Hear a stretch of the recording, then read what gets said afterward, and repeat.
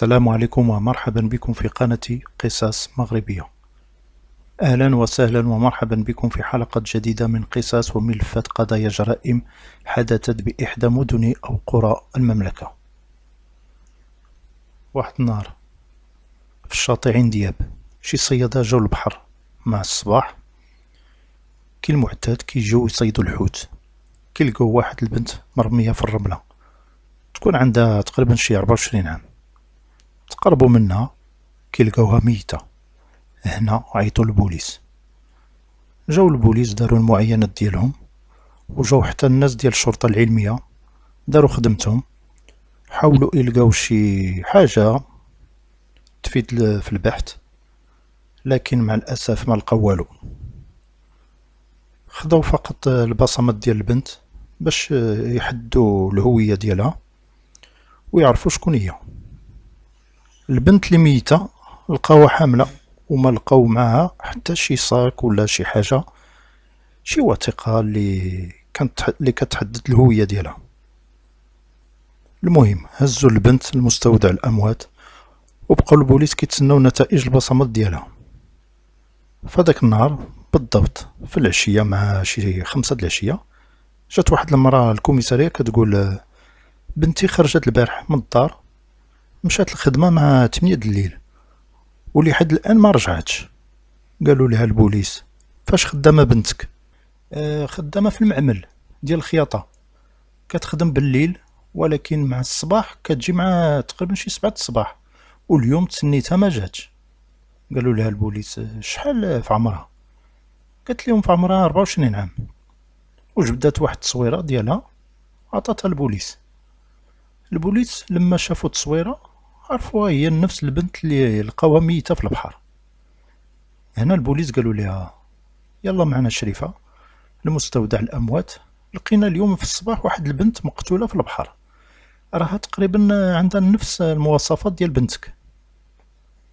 مشاو دخلوا مستودع الأموات، جبدوا البنت وراوها ليها، وهي تبدا تغوت، قالت لهم راها بنتي هادي. هنا البوليس حاولوا يصبروها، قالوا لها دابا اللي عطا الله عطاه، تعاوني معنا باش تاخدي حقك وحق بنتك اللي مشات ضحية. قالت لهم واخا.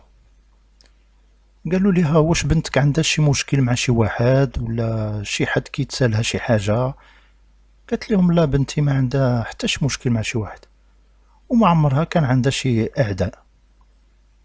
قالوا لها البوليس واش عندها شي صحابات؟ قالت لهم عندها صاحبتها وحده سميتها سهام، خدامه معاه في نفس المعمل. البوليس هنا مشاو هذاك المعمل باش يسولوا على البنت المقتوله. قال لهم المدير ديال المعمل حنا اسيدي اصلا ما كنخدموش بالليل. هنا كانت صدمه كبيره للام ديالها، خاصه منين اكد لهم المدير ديال المعمل ان هذيك البنت اللي سميتها نجاة ما عمرها خدمات في هذاك المعمل. هنا البوليس قالوا لامها باش توري ليهم فين ساكنه صاحبتها. داتهم من لدارها، دقوا على البنت، خرجت اختها. قالوا ليها البوليس السلام عليكم، معك البوليس، كلمي لينا سهام. قالت لهم مرحبا. كلمات ليهم السهام، خرجت. قالوا ليها البوليس انتي صاحبة نجاة؟ قالت لهم نعم. قالوا لها البوليس ممكن تمشي معنا الكوميسارية تجاوبي على شي أسئلة وترجعي بحالاتك؟ قالت لهم مرحبا. لبست جلابتها وخرجت. في الكوميسارية قالوا لها البوليس كيفاش تعرفتي على نجاة؟ قالت لهم صراحة أنا خدامة في واحد البار، نجاة كانت كتجي في هاد البار وتما فين تعرف. قالوا لها البوليس آخر مرة شفتي نجاة؟ قالت لهم هادي شي يومين تقريبا ما شفتهاش. قالوا لها البوليس عافاك اي حاجه كتعلق بالنجاة قوليها لينا، حنا راه لقيناها مقتوله ومرميه في جنب البحر في الرمله. السهام منين سمعت القضيه فيها الموت والقتيله قالت لهم انا غادي نجي لكم الصراحه. نجاة كتعرف واحد السيد كيجي للبار وتعرفت عليه شي عام تقريبا، وبقات كتمشي معاه وراها حامله منه. قالوا ليها البوليس: شنو سميت هاد السيد؟ قالت لهم: سميتو منصور، وراه عنده قهوة في الحي الفلاني. البوليس مشاو لعندو القهوة، دخلوا لقاوه، سولو قالوا ليه: اش كتجيك نجاة؟ قال لهم: نجاة تعرفت عليها في البار. قالوا ليه: اخر مرة شتيها؟ قال لهم: هادي شي 2 أسابيع تقريبا، من تماك ما عاودش شتا. البوليس وصلوا لهاد الشي اللي كانوا باغيين، شي انكار، لان في خبارهم بان كان معها هادي شي يومين. السهام هي اللي قالت لهم بان شافتها هادي شي يومين خارجه من البار مع منصور.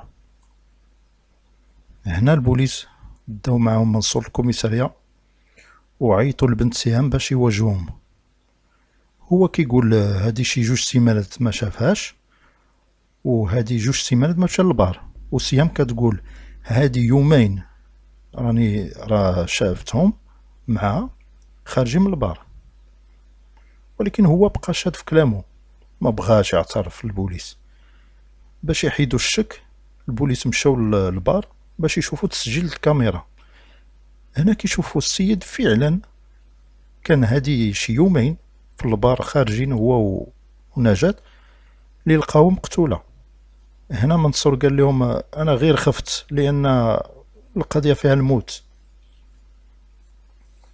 هنا البوليس هزوه وداوه لدارو، قلبوا دارو كاملة، ولكن ما لقاو والو، حتى شي دليل، والو، حتى شي اثار. وقلبوا حتى الطوموبيل، ما لقاو والو. هنا البوليس احتفظوا بهذا السيد تحت حراسة نظرية، لأن ولا شخص مشتبه به، لأن كذب على البوليس وشك البوليس ودخل الشك البوليس، رغم أن ما كذبش على الحمل ديال البنت، لأنه اعترف. وكان ناوي، كان قال البوليس كان ناوي يتزوج بها. من بعد ما نشروا البوليس التصويرة ديال نجاة المقتولة، كانت واحد المفاجأة. جا عندهم واحد مول الطاكسي، قال لهم: اودي هاد البنت راني هزيتها في الطاكسي، كانت مريضة وسخفانة، معاها 2 ديال الناس، مرا كبيرة وولد في عمرو تقريبا شي 36 سنة. قالوا ليه: منين هزيتيهم؟ قال البوليس: من حي الفيلات، وحطيتهم حدا البحر، وقلت لهاديك المرا الكبيرة ديوها للسبيطار، راها مريضة بزاف. وقالوا لي هما، يعني المرأة الكبيرة وهذاك الولد، قالوا المول الطاكسي: لا، كيوقع عليها هذاك شي ديما، كنجيبوها للسيد كنزوروها وكتولي بخير. قالوا لي البوليس: ما عادش تقريبا هذا الشيء. قال لهم مول الطاكسي: ما عادش شي 11 د الليل. قالوا لي البوليس: يلا ورينا الفيلا منين هزيتيهم. مشى معهم مول الطاكسي، وصلوا للفيلا ودقوا، خرجت واحد البنت حلت عليهم الباب. قالوا ليها البوليس: السلام عليكم، كاينه مولات الدار؟ خرجت عندهم نيت مولات الدار، قالت لهم: دخلوا مرحبا. لكن مولات الدار ما شاتش مول الطاكسي. المهم دخلوا البوليس سولوها، قالوا لها: واش كتعيشي هنا بوحدك في هاد الفيلا؟ قالت لهم: نعم، كنعيش بوحدي وانا والخدامه ديالي. قالوا لها: ما عندك لا ولاد لا راجل لا؟ قالت لهم: لا سيدي، انا ما عندي لا ولاد لا الراجل مات، خلى لي شي بركه وخلى لي واحد الدار، راني عايشه بالكرا ديال الدار. عيطوا البوليس مول طاكسي يدخل، قالوا ليها: واش عرفتي مول طاكسي؟ هي تكحل بالعمى ونكرات، قالت لهم: لا، ما عرفتوش. هو يقول ليها مول طاكسي: ياك انا اللي هزيتكم نهار كنتي مع هذيك البنت وهذاك الراجل بالاماره، قلت لكم ديوها للسبيطار، راها مريضه بزاف، وقلتي لي كنديوها للسيد تزور وكتولي بخير. وهي تقول لي: الله ينجينا من الباطل. وبدات كتغوت. واحد البوليسي مشى عند الخدامه وسولها على مولات الدار، واش خرجت هاد السيده هذيك الليله؟ قالت لهم الخدامه: وكان معاها واحد السيد وواحد البنت، وهنا اللي وجدت ليهم العشاء. وقالت لي صافي غير سيري تنعسي حتى للصباح. واحد شويه سمعت الغوات، خرجت من بيتي وهي تقول لي يا مولات الدار صافي رجعت نعسي ما وقع والو، هاد البنت غير مريضه شويه وغادي نديوها للسبيطار. جابوا الخدامه واجهوها مع مولات الدار، وقالت ليها هذيك الخدامه لمولات الدار نعم خرجتي مع ال11 الليل وكان معك هذاك واحد السيد والبنت اللي كانت مريضه، وقلتي لي باللي غادي تديوها للسبيطار. هاد مولات الدار اعترفت بالجريمه ديالها وعاودت كلشي للبوليس. هذاك السيد حمل البنت اللي هو منصور مول القهوه، جابها ليا وانا اللي كنطيح بنادم. درت لها البنج، واحد شويه البنت غيبات، بقيت نحاول نفيق فيها ساعه سخفات. جا منصور عيط مول الطاكسي، ديناها جنب البحر ولحناها، كنا بغينا نلوحها في البحر. ساعة شفنا الضو ورميناها في الرملة وهربنا. قالوا ليها منين جبتي البنج؟ قالت لهم واحد الفرملية هي اللي بعتها ليا. وتم القبض على منصور ومولات الفيلا والفرملية، وتحكموا منصور ومولات الدار مولات الفيلا ب20 سنة والفرملية 5 سنين بالتهمة سرقة البنج والبيع ديالو. إلى هنا نشكركم على حسن المتابعة، وإلى اللقاء في حلقات قادمة إن شاء الله، والسلام عليكم ورحمة الله تعالى وبركاته.